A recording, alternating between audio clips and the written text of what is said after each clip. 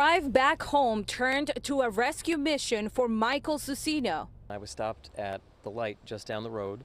I could see from across the intersection that a small black car had obviously just crashed into a utility pole. It happened on Bread and Cheese Hollow Road in Salonga, Long Island. As he pulled alongside the car, he realized the driver was still inside. That's when he called 911. He was asked by the operator if the car was sparking. And I said, no, it was not.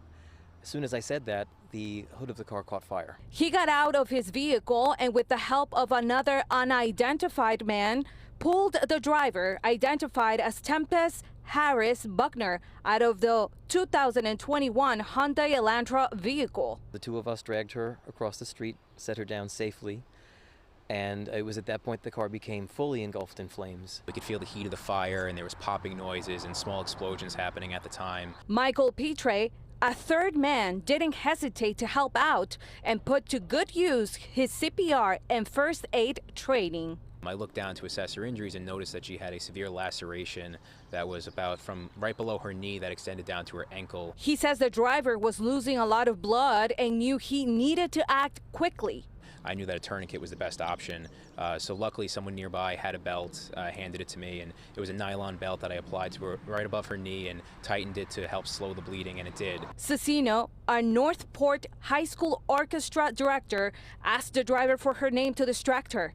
Then he realized she was a familiar face. I don't know if you remember me, but I know you and your brother and your whole family. You play the cello. And that was the moment that she really looked and her eyes opened wide and she started to become more communicative. This is where the crash happened, and during our time here on this road, we've seen how busy it gets, especially during rush hour.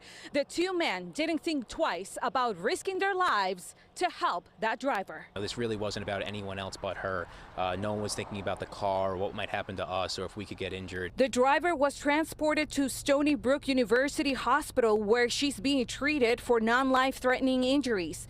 Meanwhile, both men hope this experience sets an example for people to jump in and act. Waiting for even 5 seconds can mean the difference between saving a life or losing a life. I think the main message here is to, always do what you would want done for yourself.